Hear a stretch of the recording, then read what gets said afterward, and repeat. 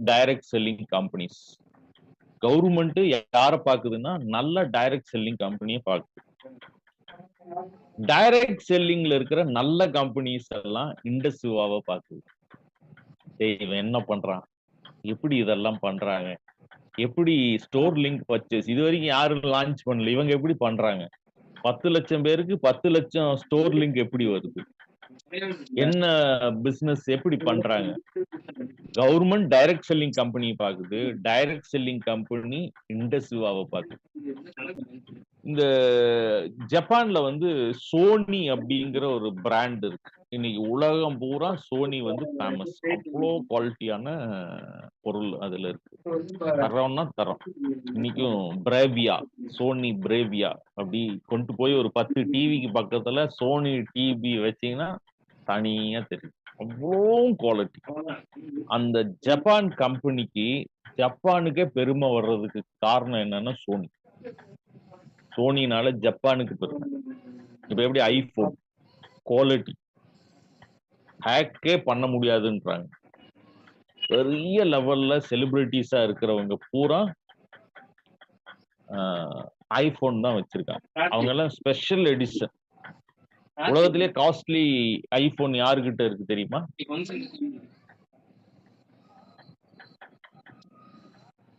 Ambani wife கிட்ட, நீட்டா அம்பானி கிட்ட. அதோட விலை எவ்வளவு தெரியுமா? 350 கோடிக்கு மேல ஒரு போனோட விலை. ஐபோன்னால அமெரிக்காவுக்கு பெருமை, சோனினால ஜப்பானுக்கு பெருமை, அதே மாதிரி இண்டஸ்ட்ரியால இந்தியாவுக்கு பெருமைன்றார். அதை நம்ம கொண்டு வந்தே தீர்வோன்றார். அந்த பெருமையில நீங்களும் நானும் பங்கா இருக்கணும். அது ரொம்ப முக்கியம். அடுத்த ரொம்ப முக்கியமான பாயிண்ட் அவர் என்ன சொல்றாரு, ஒரு பிசினஸ்ல 0 இன்வெஸ்ட்மெண்ட்னு சொல்லி உங்களால ரெக்ரூட் பண்ண முடியலன்னா பிரச்சனை கம்பெனில இல்ல, உங்க மேலதான்றாரு. ஒரு 0 இன்வெஸ்ட்மெண்ட்னு சொல்லி நம்மளால ஆளை எடுக்க முடியலன்னா நம்ம கிட்டதான் பிரச்சனைன்றார். அதுக்கு அவரு சொன்ன 2 உதாரணம், உங்களோட ரேப்போன்னு சொல்லுவாங்க இல்லையா, நம்ம மேல இருக்கிற மதிப்பு, அந்த மதிப்புல வந்து பிரச்சனை இருக்கும். இவன் சொன்னா செய்ய மாட்டான், இவன் வந்து வேலைக்கு ஆகாது, இந்த மாதிரி ஒரு ரேப்போ வச்சிருந்தா இது நடக்காதுன்றார். அதுக்கு அது உதாரணமா வீரப்பனை சொல்றாரு. சந்தன கடத்தல் வீரப்பனையும் சத்தியம் கம்ப்யூட்டர்ஸ் அர்ஷத் மேத்தாவையும் சொல்றாரு. இந்த மாதிரி ரேப்போ வச்சிருந்தீங்கன்னா யாரும் உங்ககிட்ட சேர மாட்டாங்கன்றார். 0 இன்வெஸ்ட்மெண்ட்னு ஒரு ஆள் உங்க கூட சேரலன்னா பிரச்சனை உங்ககிட்ட தான், அதை சரி பண்ணுங்கன்றார். அடுத்தது, நமக்கு ப்ராடக்ட்ல ஐபோன்ஸ் வந்து கிட்டத்தட்ட 38 கண்ட்ரிக்கு எக்ஸ்போர்ட் ஆகுதாமா த்ரூ டிஸ்ட்ரிபியூட்டர்ஸ். டபுள் தி ரேட்ல வாங்கிட்டு இருக்காங்கன்றார். இப்ப நீங்க மலேசியாவுக்கு நீங்க கொரியர் அனுப்பிச்சீங்கன்னா கொரியர் சார்ஜே 2000 ரூபாய், ப்ராடக்ட் 3000 ரூபாய். இல்ல இங்கிலாந்து, யுஎஸ்க்கு, துபாய்க்குன்னு நீங்க ஒரு பொருள் அனுப்பிச்சீங்கன்னா 2000 ரூபாய் குறைஞ்சபட்சம் கொரியர் சார்ஜ். நம்ம இந்தியா பூரா 100 ரூபாய்க்கு தான் அனுப்புறோம். ஸோ டபுள் தி அமௌண்ட்ல அவங்க வாங்குறாங்கன்னா என்ன காரணம்? கோல்டுக்கு எங்கேயாவது டிஸ்கவுண்ட் கிடைக்குதா?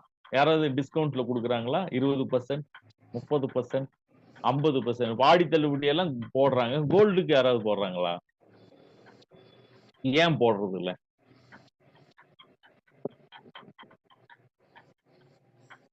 இண்டஸ்ட்ரியா ப்ராடக்ட் கோல்டு மாதிரி விற்கணும்ன்றார். கம்மி விலைக்கு விற்க கூடாது, அது வந்து தப்பான பழக்கம்ன்றார். இண்டஸ்ட்ரியா ப்ராடக்ட் கோல்டு மாதிரி டோன்ட் டிஸ்கவுண்ட் அப்படின்ட்டார்.